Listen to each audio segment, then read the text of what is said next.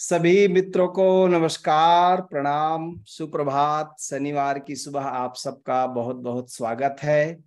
Network थोड़ा सा कमजोर है, इसलिए संभाल के रखिएगा। आप सब भाव करें कि ठीक ठीक चल जाए हमारा यह ध्यान का और सत्संग का सत्र, क्योंकि इन दिनों बहुत फ्लक्चुएट हो रहा है। तो फिर भी मैं दूसरी जगह आकर के आपके लिए सत्र कर रहा हूँ। जहां करता था वहां से तो बन ही नहीं रहा था। तो पहले मैं चाहूंगा कि हम सब आंख बंद करके थोड़ी देर गुरुदेव का ध्यान करें, स्मरण करें। इस सुंदर यात्रा में चलने के लिए अपने समर्थ गुरु को प्रणाम करें, अहोभाव व्यक्त करें। परम गुरु प्यारे ओशो के चरणों में प्रणाम और धन्यवाद इतना सुंदर जीवन देने के लिए।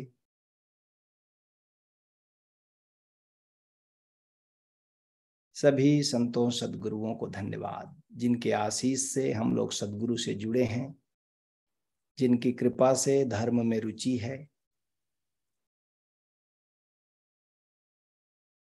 ऐसे सभी संतों को, सद्गुरुओं को, दिव्यात्माओं को बहुत बहुत धन्यवाद, बहुत प्रणाम।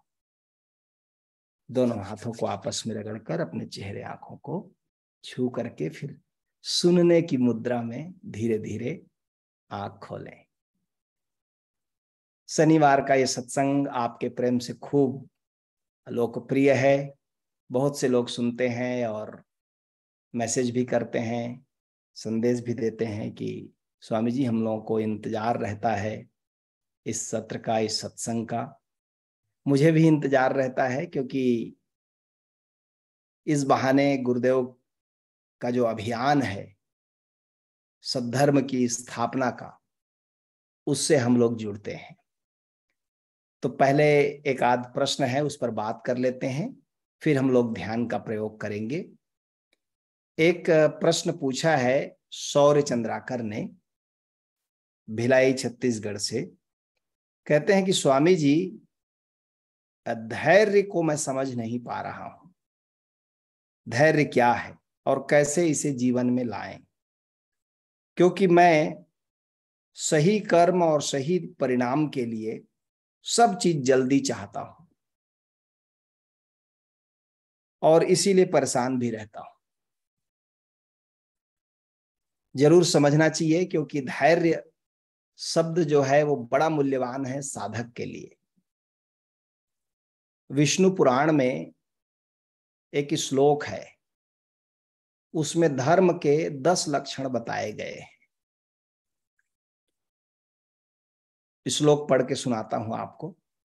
धृति क्षमा दमः अस्तेयम, शौचम इंद्रिय निग्रह, धी विद्या सत्यम अक्रोधो, दशकम धर्म लक्षणम।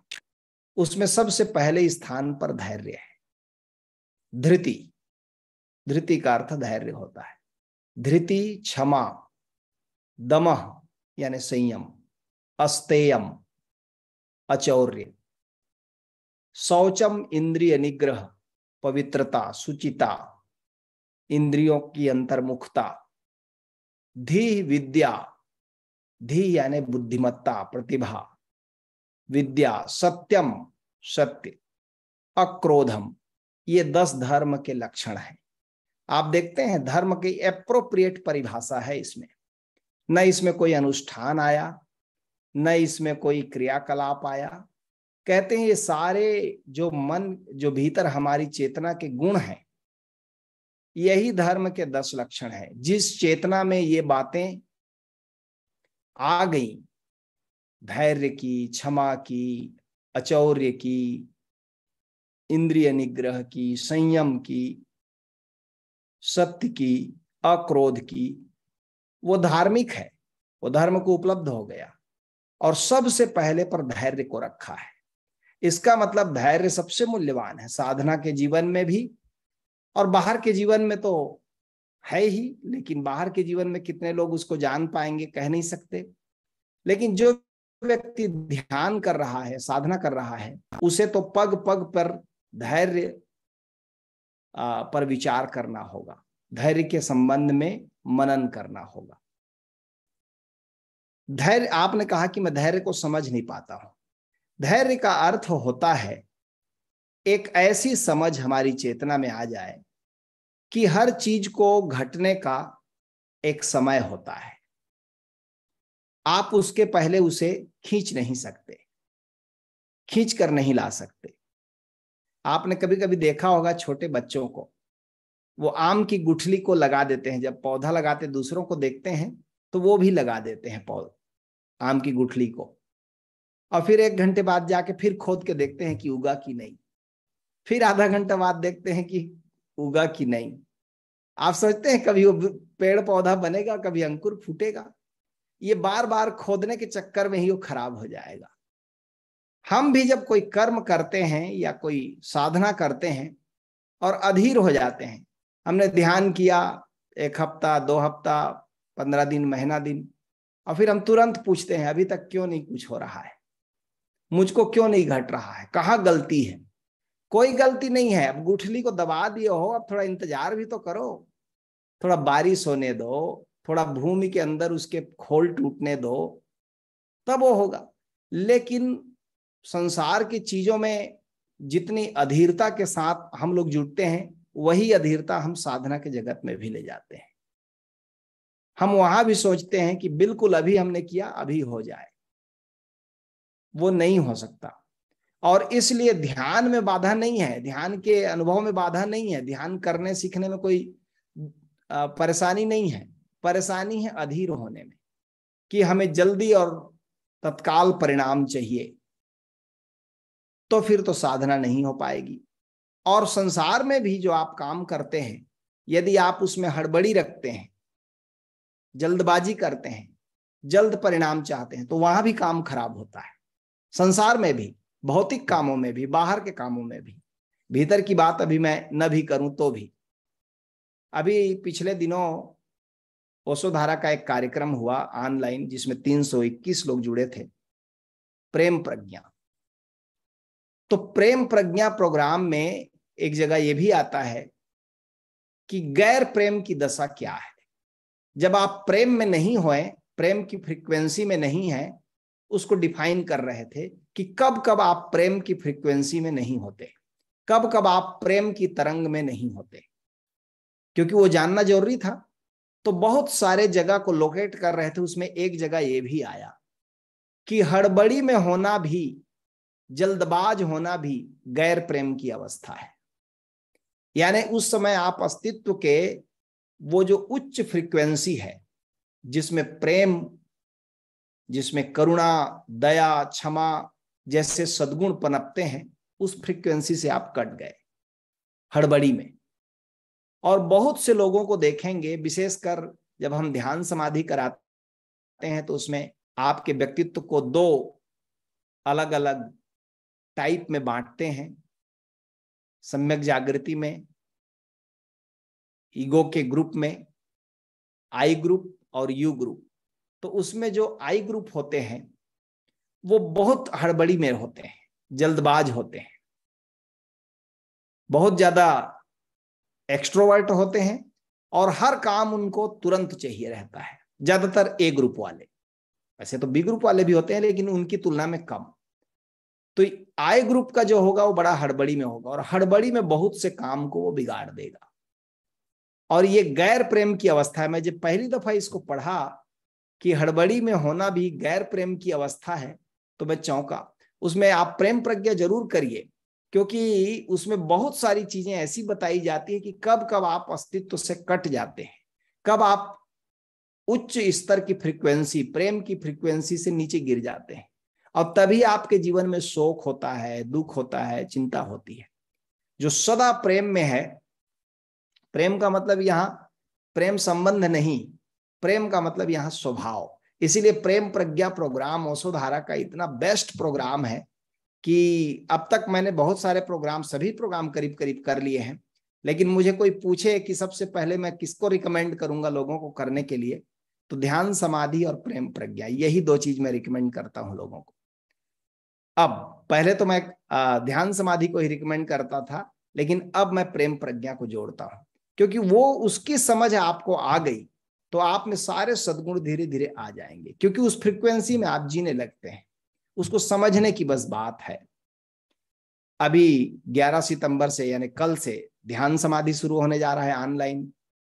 मैं भी उसमें आचार्य हूं, तो मैं रिक्वेस्ट करूंगा कि आप यात्रा की शुरुआत किसी को भी करवाएं तो ध्यान समाधि से करवाएं, और ध्यान समाधि के बाद उसको प्रेम प्रज्ञा करवा दें, जो नवंबर में होने वाला है। तो आप देखेंगे ये 2 प्रोग्राम ही लाइफ चेंजिंग प्रोग्राम है, एकदम जीवन परिवर्तन कर देने वाला है, अद्भुत है। ये मैं इसलिए कह रहा हूं कि आप एक एक पत्ते को सींचेंगे तो पेड़ हरा नहीं होगा। आप जड़ में पानी दीजिए, आप ध्यान को और प्रेम को संभाल लेंगे तो सब संभल जाता है। फिर धैर्य भी आ जाता है, फिर क्षमा भी आ जाता है, फिर करुणा भी आ जाती है, फिर अचौर्य भी आ जाता है, फिर सत्य भी आ जाता है।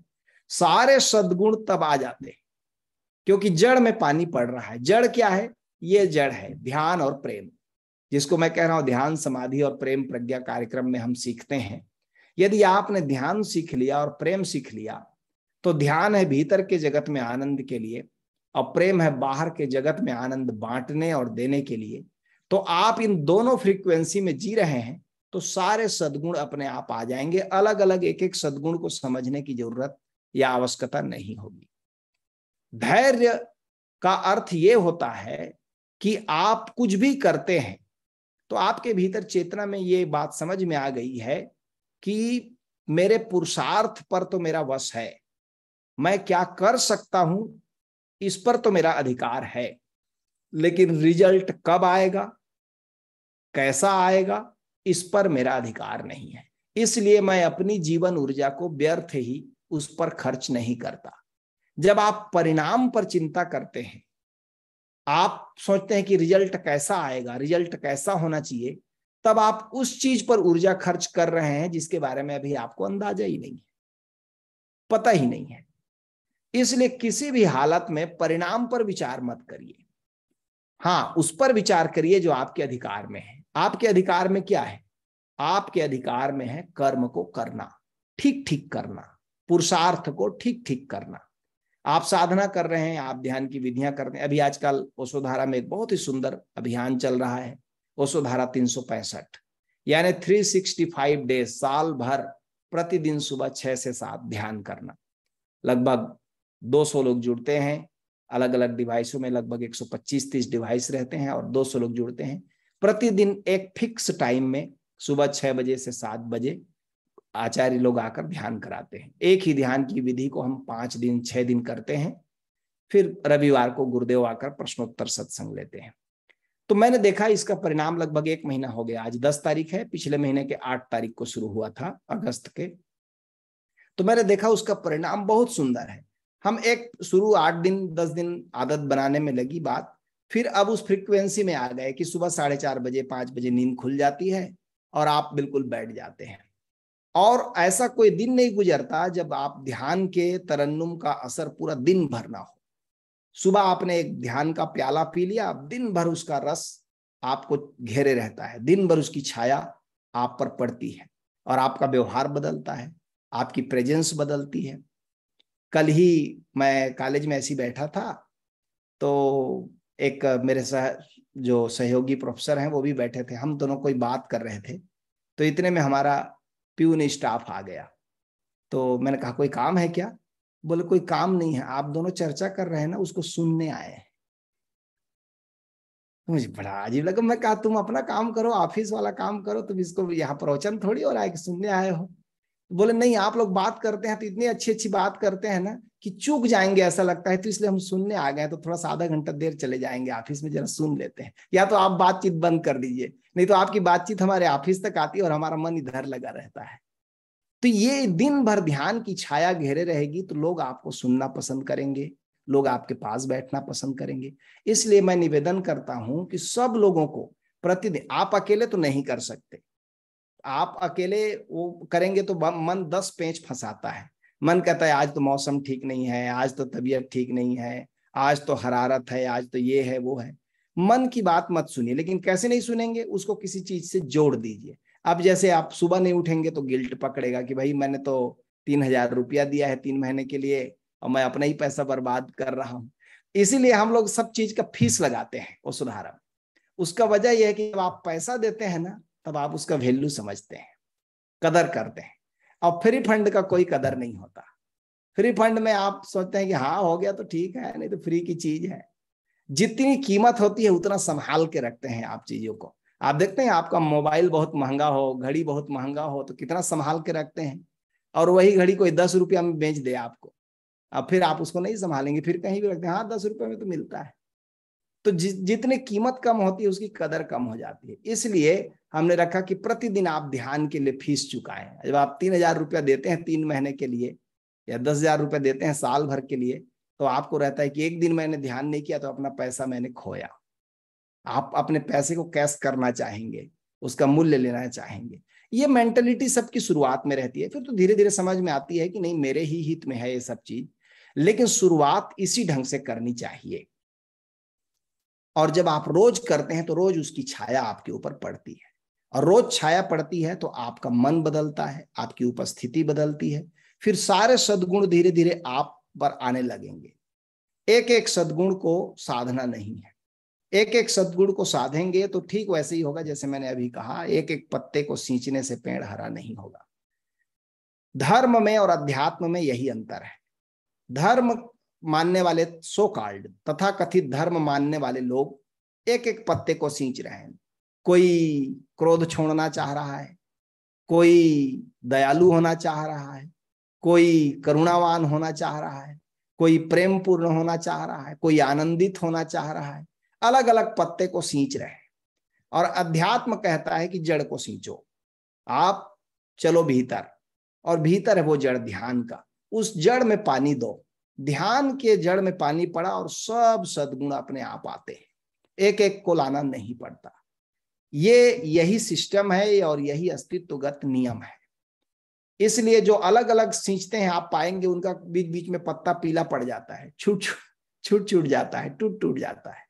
और जो जड़ को रोज सींच रहा है वो निर्विघ्न है, वो बिल्कुल वो संतुष्ट है, वो तृप्त है, वो जान जाता है कि हाँ जड़ में पानी पड़ रहा है और सब अपने आप समय पर ठीक होगा।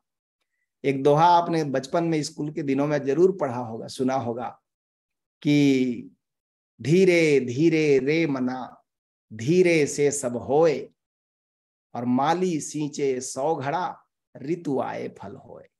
आप मौसम नहीं आया है आम के वृक्ष में और रोज घड़ों पानी डालते रहें, फल नहीं आएगा। वो जब फरवरी का महीना आता है, बौर आते हैं ना, तभी फल आता है। तो पानी डालने से फल का कोई संबंध नहीं है, पानी आप डालते रहें लेकिन मौसम भी आना चाहिए। ये समझ धैर्य है। फिर आप पुरुषार्थ करते रहें, मौसम पकेगा, मौसम आएगा और फल आएंगे। और विशेषकर आज की शिक्षा व्यवस्था में हम लोग देखें, हम लोग जिस शिक्षा व्यवस्था से बच्चों को पढ़ा रहे हैं या हम पढ़ कर निकले हैं, वो इतनी महत्वाकांक्षी है कि उसमें ये जो गुण है धैर्य का, ये तो बिल्कुल नहीं होता। अभी आप भी सुनते होंगे टीवी के समाचारों में कि बड़े बड़े अधिकारी सुसाइड करते हैं, बड़े बड़े सो कॉल्ड पढ़े लिखे लोग सुसाइड कर ले रहे हैं, डिप्रेशन में चले जा रहे हैं, अनिद्रा में चले जा रहे हैं, इंसोमेनिया हो जा रहा है। अभी कल ही मैं कह रहा था, हमारे पड़ोस में देखा कि इधर छत्तीसगढ़ में तो बहुत भी ज्यादा है, वैसे तो पूरी दुनिया में है, नशाखोरी बड़ी तेजी से बढ़ रहा है। लोग एडिक्ट होते जा रहे हैं, नशा शराब का, गांजे का, कुछ भी नशा लेते हैं। और आजकल सबसे बड़ा नशा है मोबाइल का, कि 10 घंटा 12 घंटा स्क्रीन के सामने आंख खड़ी है, बिल्कुल मोबाइल छूटता नहीं। थोड़ा सा मोबाइल गया नहीं कि ऐसे लगता है आत्मा चली गई, प्राण उखड़ गए, अटैक आने वाला है, तुरंत मोबाइल पकड़ो। मोबाइल का एडिक्शन सबसे ज्यादा है। कल ही मैं कक्षा में पढ़ा रहा था, तो पढ़ाने के बाद मैंने पूछा बच्चों से, विद्यार्थियों से, कि किसी को कुछ पूछना है। तो एक लड़के ने हाथ उठाया और उसने कहा कि मुझे कुछ पूछना है। तो मैंने कहा क्या पूछना है? तो बोले कि मैं परेशान हूं, मोबाइल में मैं फ्री फायर गेम खेलता हूं और ये मुझसे छूट नहीं रहा है। अब मैं एक क्षण के लिए भी मोबाइल छोड़ नहीं पाता। फ्री फायर खेलते खेलते मैंने देखा बच्चे के दोनों आंखों के नीचे काले गड्ढे पड़ गए हैं और चेहरा सिकुड़ गया है, एकदम से निस्तेज हो गया है। सब पूरे कक्षा ने देखा उस विद्यार्थी को, सबको लगा कि हाँ चेहरे पर तो स्पष्ट छाप है, और वो खुद कह रहा है कि मैं इससे निकलना चाहता हूं लेकिन निकल नहीं पा रहा हूं। ठीक वैसे ही जैसे नशा करने वाला व्यक्ति कहता है कि मैं नशा छोड़ना चाहता हूं लेकिन छोड़ नहीं पा रहा हूं। इतना गहरा एडिक्शन। और वो फर्स्ट ईयर का विद्यार्थी है बेचारा। अब फर्स्ट ईयर की विद्यार्थी की उम्र कितनी होगी, 17 साल 18 साल, और उस चक्कर में वो फंस गया है फ्री फायर गेम में। अब वो निकल ही नहीं पा रहा है। माता पिता को शायद पता भी नहीं कि बच्चा क्या कर रहा हो, तो पढ़ाने के नाम पर उसको मोबाइल दिए हैं, क्योंकि आजकल सबको ऑनलाइन रजिस्ट्रेशन कराना है तो मोबाइल मस्ट है, हर बच्चे के हाथ में होगा। आप रोक भी नहीं सकते, उसके बिना उसका काम भी नहीं चलेगा। लेकिन उसने गलत चीज पकड़ लिया है। और इस तरह से हम देखें कि आज की दुनिया में सबसे ज्यादा नशाखोरी, चाहे वो केमिकल नशे हो या मोबाइल का नशा हो, इलेक्ट्रॉनिक का नशा हो, गैजेट का नशा हो, ये सब नशे व्यक्ति को धीरे धीरे, भले ही उसके पास सर्टिफिकेट है उच्च शिक्षा का, पढ़ाई लिखाई का, लेकिन भीतर से वो इतना पुअर है, भीतर से वो इतना बलहीन, संकल्पहीन है कि वो जीवन में कुछ भी नहीं कर सकता। ये बड़े विचार करने का समय है कि शिक्षा व्यवस्था पर लाखों करोड़ों अरबों रुपए खर्च करने के बाद आपके विद्यार्थी, आपके बच्चे पढ़ लिख के निकल रहे हैं, उनमें आत्मबल नहीं, उनमें संकल्प की कोई शक्ति नहीं है, क्योंकि हमारी शिक्षा व्यवस्था में वो है ही नहीं। हम तो कह रहे हैं जी अच्छे नंबर ले आओ, डिवीजन पालो। अब शौर्य कॉलेज में पढ़ने वाला विद्यार्थी है, वो कह रहा है जी धैर्य मुझ में नहीं है, मैं हर काम जल्दबाजी चाहता हूं। तो धैर्य की, शौर्य की ही बात नहीं है, बहुत सारे शौर्य का यही हालत है सभी लोगों का, कि वो अधीर हैं।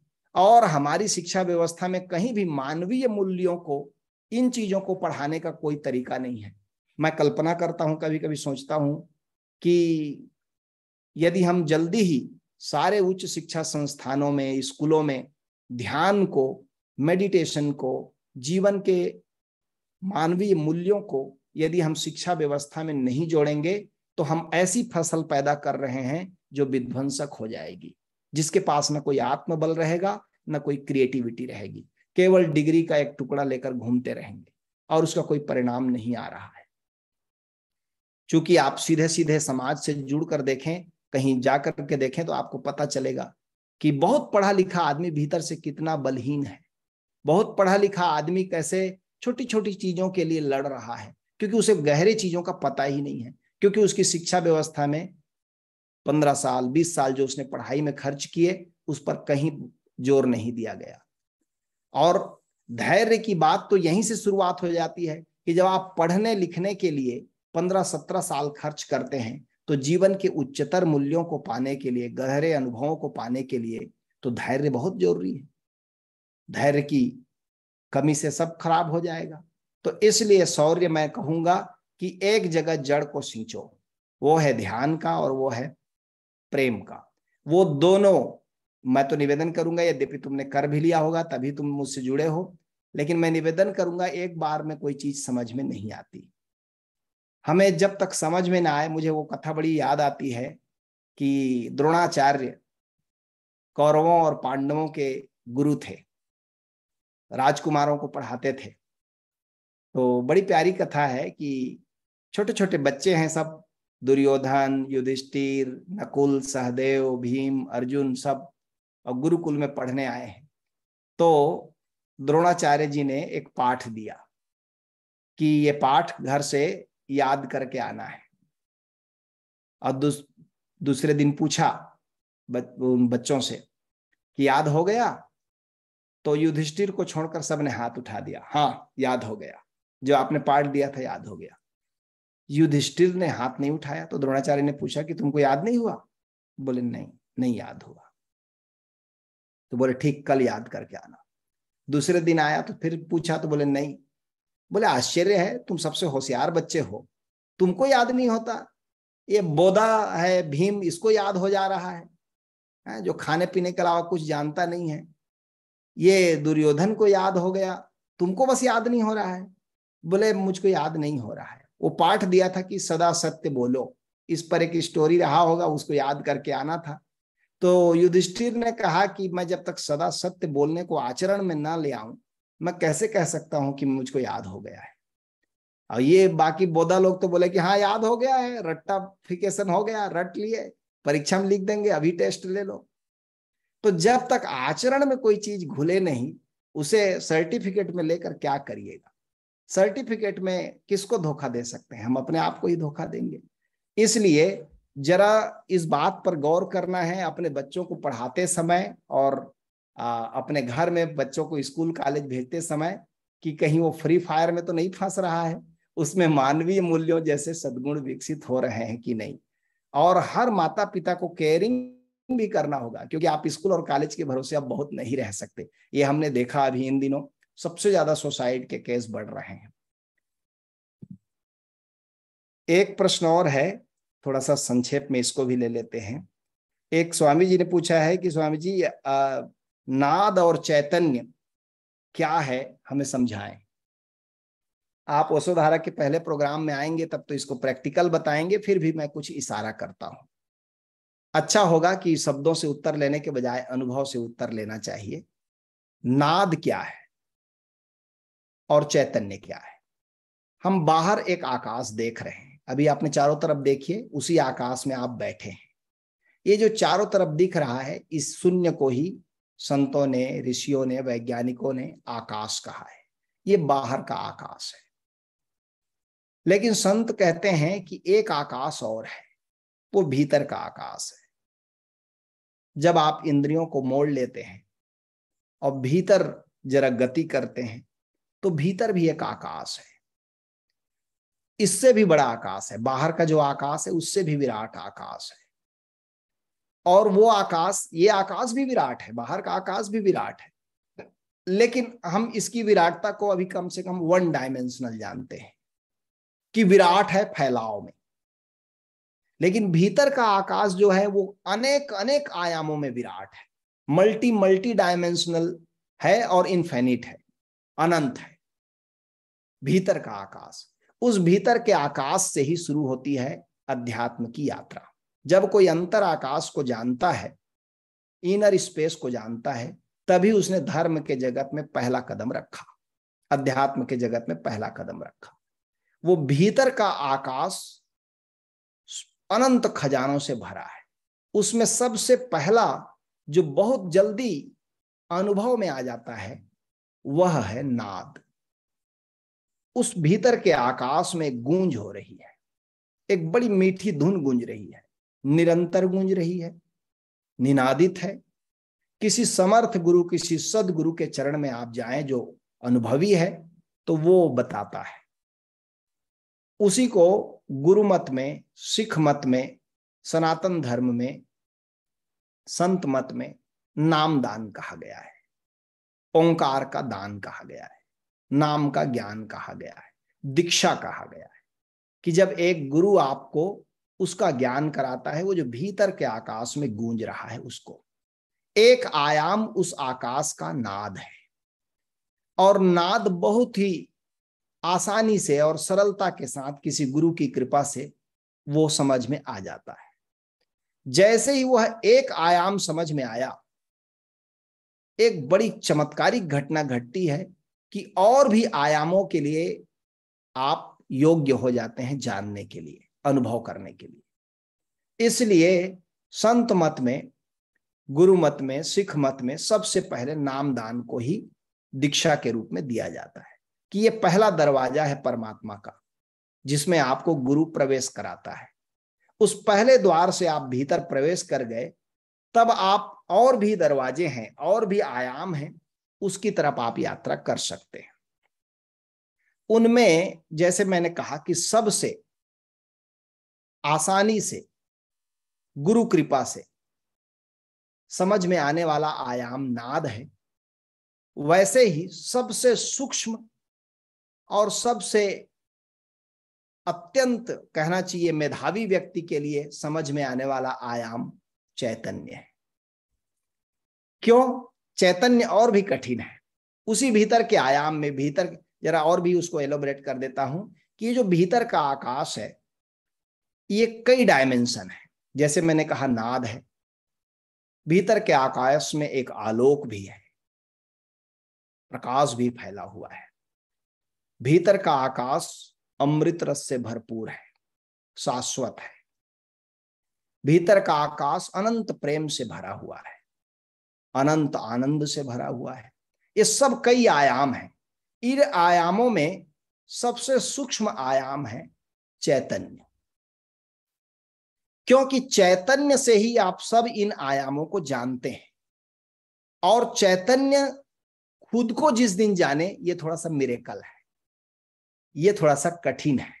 कठिन इन अर्थों में, बाहर की दुनिया के अर्थों में, कि जैसे मैं चिमटे से सब चीज को पकड़ रहा हूं, लेकिन उसी चिमटे से मैं अपने हाथ को पकड़ना चाह रहा हूं, अब मुश्किल पड़ेगी, क्योंकि चिमटे से दूसरों को पकड़ा जा रहा है, लेकिन खुद को कैसे पकड़ेंगे? आंखें दुनिया को देखती हैं, लेकिन इन्हीं आंखों से आप खुद को कैसे देखेंगे? तो अब वहां पर थोड़ा सा सूक्ष्म आयाम है। लेकिन आप ओशोधारा में यदि प्रोग्राम कर रहे हैं, ध्यान समाधि, सुरति समाधि, निरति समाधि, अमृत समाधि, शब्द समाधि, फिर उसके बाद दिव्य समाधि, ऊर्जा समाधि, फिर चैतन्य समाधि, इसलिए 7, 8वें 9वें तल पर रखा गया है कि आप चैतन्य को इतने देर तक पकड़ने में सक्षम हो जाते हैं। और चैतन्य को पकड़ लिया, चैतन्य को जान लिया, तो आपने अध्यात्म के जगत में किला फतह कर लिया। अब तो उसमें ग्राउंडेड होने की बस बात है, बाकी आपने जो जानने योग्य है उसे जान लिया। असल में क्या होता है, जब भीतर के आकाश में जाते हैं हम, एक ह्यूम नाम का व्यक्ति विचारक था, उसने उसके बारे में जिक्र किया है, तो उसने कहा सब लोगों को मैं सुनता हूं कि भीतर एक खजाना है, भीतर कोई है, तो मैं भी बीच बीच में भीतर जाता हूं, लेकिन मुझे तो कुछ नहीं दिखता, मुझे तो सिवाय कोई मन की वृत्ति, कोई लोभ, कोई क्रोध, कोई घृणा, कोई लालच, इनके कोई विचार के अलावा कुछ नहीं दिखता। ये ठीक भी है। अभी आप देखिए, आपके आसपास कोई बादल नहीं है तो आपको आकाश का एहसास नहीं है, लेकिन आपके कमरे के आकाश में मान लीजिए कोई धुआं तैरने लगे, कोई अगरबत्ती जला दे, धूप जला दे और धुआं तैरने लगे, तो पहली दफा आपको एहसास होगा कि कमरे के सूनेपन में कोई आ गया है, कमरे के खालीपन में कोई आ गया है। लेकिन तब भी आप खालीपन को नहीं देखेंगे, आप धुएं को देखेंगे। ऐसे ही जब हम भीतर जाते हैं तो वहां पहली दफा जाएंगे तो विचार की बदलियां हैं, कामनाओं की, इच्छाओं की, वृत्तियों की बदलियां हैं, तो इन्हीं पर पहली नजर पड़ती है, बदलियों पर ही पहले नजर पड़ती है, शून्य पर तो नजर पड़ती नहीं। लेकिन जब सब बदलियां चली जाती है, तब वो जो रिक्त आकाश, शून्य आकाश भीतर है, उस पर नजर जाएगी। और मिरेकल यह है कि वो आकाश जड़ नहीं है, चैतन्य है, कॉन्शियस है। अभी भी आपके भीतर जो सुन रहा है मेरी बातों को, वही सुन रहा है। हाड़ मांस का शरीर कैसे सुन सकता है? सोचें जरा से। हाड़ मांस में क्या एक कुवत है, क्या एक कैपेबिलिटी है कि वो बातों को सुने और समझे भी? नहीं सुन सकता। एक इंस्ट्रूमेंट की तरह काम कर रहा है, लेकिन सुनने वाला भीतर जो चैतन्य है वही है, वही सुन रहा है। इसलिए ओशोधारा में नाद से शुरू करते हैं हम यात्रा ध्यान समाधि में, और फिर धीरे धीरे गुरुदेव आपको बड़ी ऊंचाई तक लेकर जाते हैं, चैतन्य तक। और चैतन्य की साधना आखिरी तक चलती है। ये कहना ठीक होगा साधना ही नहीं, फिर तो आप धीरे धीरे बोधमय जीवन ही जीते हैं, अपने को बोध रूप में ही जानते हैं। इसलिए महर्षि अष्टावक्र ने जो जनक जी को उपदेश दिया, वो पहले ही उपदेश में इसी बात का था, एको अहम विशुद्ध बोध हो इति निश्चय वन्य नाम, कि मैं शुद्ध बोध हूं, शुद्ध चैतन्य हूं, इस बात को जान लो, इस बात की अग्नि पैदा करो, इस निश्चय की अग्नि पैदा करो। और कहते हैं प्रज्वाल्या अज्ञान गहनम, और अज्ञानता के जंगल को जला दो। अज्ञानता क्या है? कि मैं शरीर हूं, विचार हूं, मन हूं, वृत्तियां हूं, ये सब मैं हूं। ये सब जल जाएगा। वीत सो को सुखी भाव, अभी सुखी हो जाओ, अभी आनंदित हो जाओ। चैतन्य को जानकर ही आप आनंदित होंगे, क्योंकि चैतन्य अविनाशी है, वही परमात्मा है अपने ही भीतर। इसलिए परमात्मा के संबंध में मैं एक बात जरूर कहता हूं, अब सब ओशोधारा के लोग जुड़े हैं इसमें, ज्यादातर सबको एक बात जरूर कहता हूं कि कभी भी परमात्मा को पराये की भाषा में मत सोचें, बाहर कोई और है अलग हमसे, इस भाषा में मत सोचें। ये टेंडेंसी बचपन से हम में डली है, धीरे धीरे इस टेंडेंसी को हटाएं। परमात्मा यानी भीतर, परमात्मा यानी मेरी ही गहराई। इस बात को बार बार स्मरण करें। हमेशा ज्यादातर लोगों में मैंने सुना है ना, भगवान जाने, भगवान मतलब कहीं और है, हमसे अलग, लोग ऐसा सोचते हैं। नहीं, कभी भी इस भाषा में मत सोचें, क्योंकि ये यही भटकाने वाला है। परमात्मा यानी भीतर। हाँ, शुरुआत में मैं जब अपने भीतर आकाश में जाता हूं तो मैं देखता हूं कि शायद यही मैं हूं। फिर उसका विस्तार जैसे जैसे जानता हूं तो पाता हूं कि नहीं, केवल हूं। अब उसको मैं कहना ठीक नहीं है, केवल हूं। फिर और जब आप गहरे जाते हैं तो हूं कहने में भी लज्जा आती है, फिर तो कहना पड़ता है। दैट विच इज, वह जो है, उसे कोई नाम नहीं दिया जा सकता, बस इजनेस, एक होनापन है। उसे मैं भी कहना ठीक नहीं, मैं हूं कहना तो और भी गलत है, हूं कहना भी गलत है, बस हैपन का एहसास रहता है। वह अवस्था बुद्धत्व की है, वह अवस्था संतत्व की है, वह अवस्था चाहे आप कोई भी नाम दें लेकिन तृप्ति की है, संतुष्टि की है। उस भीतर के आकाश को जिसने जाना, उसने नाद को भी जाना, चैतन्य को भी जाना, क्योंकि उसी आकाश के ये डायमेंशन है। इसलिए ओशोधारा का सभी कार्यक्रम अत्यंत वैज्ञानिक है। कैसे स्टेप बाय स्टेप आप चले अपने भीतर गहरे में और हर आयाम को जानते हुए, समझते हुए यात्रा करें, ताकि आपको विश्वास भी होता चले। इसलिए गोस्वामी तुलसीदास जी ने कहा ना कि बिन गुरु होई न ज्ञान, गुरु के बिना ज्ञान नहीं होगा। क्यों? एक बड़ी मधुर कथा ओशो के प्रवचन में आपने कहीं पढ़ी होगी, मैंने पढ़ी है, कि तिब्बत का एक संत था मारपा। वो अपने गुरु के पास आया और उसने गुरु के चरणों में सिर रख दिया। तो गुरु ने कहा कि किस लिए आए हो? तो उसने कहा, मारपा ने कहा कि मैं नहीं जानता कि मैं किस लिए आया हूं। तो गुरु ने कहा, अजीब बात है, तुम किस लिए आए हो तुम्हें पता नहीं? ये बताओ तुम कौन हो? तो मारपा ने कहा, ये भी मुझे पता नहीं कि मैं कौन हूं, मैंने भीतर अपने को बहुत खोजा, नहीं हूं मैं। तो गुरु ने कहा, भाग जा तू, अब भाग जा। तो बोले क्यों? बोले जिसको जानना था तूने जान लिया है, अब मेरे पास रहने का कोई अर्थ नहीं। तो बोले बस इसीलिए आया था। किस लिए आया था? कि कोई जानकार आदमी ठप्पा लगा दे कि पाया है वो ठीक है। तो बोले हाँ ठीक है, अब जा, ठप्पा लग गया, अब तो जा। और वो चला गया। तो गुरु का उपयोग है ठप्पा लगवाने के लिए कि आपने जो अनुभव किया वो ठीक है कि नहीं। गुरु ने कह दिया कि हाँ ठप्पा लग गया, जाओ, अब बस अब आप निश्चिंत हो जाए। इतना सरल है। इसलिए ओशोधारा में हम ठप्पा लगवाते हैं, हम प्रोग्राम करते हैं और गुरुदेव से पूछते हैं ऐसा ऐसा हो रहा है, ठीक है? गुरुदेव ने कहा हाँ ठीक है, और ठप्पा लग गया, निश्चिंत। इसलिए बिन गुरु होई न ज्ञान, इसलिए ओशोधारा सबसे सुगम है। और इसलिए ओशोधारा में जितने संत, जितने बुद्धत्व को उपलब्ध हो रहे व्यक्ति, वो दुर्लभ है। उसकी भविष्यवाणी ओशो ने ताओ उपनिषद में भी की है। ताओ उपनिषद पर प्रवचन देते हुए, मेरे ख्याल से ताओ उपनिषद प्रवचन का मतलब है लगभग सन 1970 के दशक में ही ओशो दे रहे थे, 65 से 75 के बीच में। तो ओशो ने एक जगह उसमें कहा है कि इस सदी के अंत होते होते, लिटरली यही शब्द बोला है जो मैं बोल रहा हूं, इस सदी के अंत होते होते अध्यात्म की ऐसी विधियां खोज ली जाएंगी जब लाखों लोग उस चेतना की ऊंचाई को छू सकेंगे। इसे मैं देख पा रहा हूं और उस दिन के लिए मैं तुम्हें तैयार कर रहा हूं। ये प्रवचन में उनके है। मैं पढ़ा तो मैं चौंक गया और थोड़ी देर रुक गया कि इस सदी के अंत होते होते मतलब कब कह रहे हैं वो? हमारी सदी की बात कर रहे हैं, हम अभी हैं। और वो कह रहे हैं ऐसी विधियां, मेथड खोज लिए जाएंगे जब लाखों लोग चेतना की बहुत उत्तुंग ऊंचाई को छू सकेंगे। हम ओशोधारा में लोगों को देखते हैं तो विश्वास होता है कि ओशो का कहा हुआ वचन अक्षरशः सत्य है। जिस आत्मा को जानना अति दुर्लभ, अति कठिन, सहज ही गुरुदेव हमारे यहाँ उसको अनुभव करा देते हैं। जिस परमात्मा के प्रेम में पढ़ना कठिन, परमात्मा का स्वरूप जानना कठिन, वो सहज ही हमारे यहाँ हो जाता है।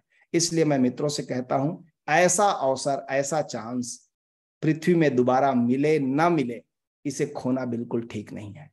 इसलिए पूरा दांव पर लगाना चाहिए, ऐसे समय का सदुपयोग करना चाहिए। ऐसे देश काल परिस्थिति का जुटना सचमुच ईश्वरीय अनुदान है। तो मैं निवेदन करूंगा कि आप ओशोधारा के सभी कार्यक्रमों को देखें और करें, और जल्दी इसलिए उनका सदुपयोग करें क्योंकि सब आप ही नहीं चलते हो, कहते हैं ना, हम ही रास्ते पर नहीं चलते, रास्ते भी चलते हैं, रास्ते भी बदल जाते हैं। सब दिन एक समान जैसा नहीं होता। तो चलिए अब ध्यान का प्रयोग करेंगे। आज बहुत से मित्र जुड़े हैं।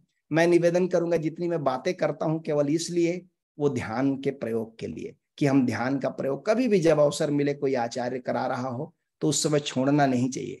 उस समय सारा काम गैर महत्वपूर्ण है। असली काम है जरा देर के लिए अपने भीतर डूबना, उस भीतर के आकाश के बादलों को पार करके निरभ्र आकाश के साथ एक होना।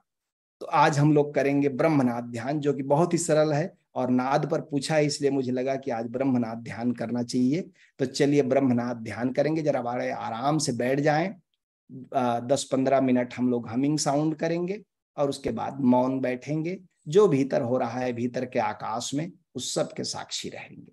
तो दिनेश जी से मेरा निवेदन है कि ब्रह्मनाद ध्यान की सीडी लगा देंगे।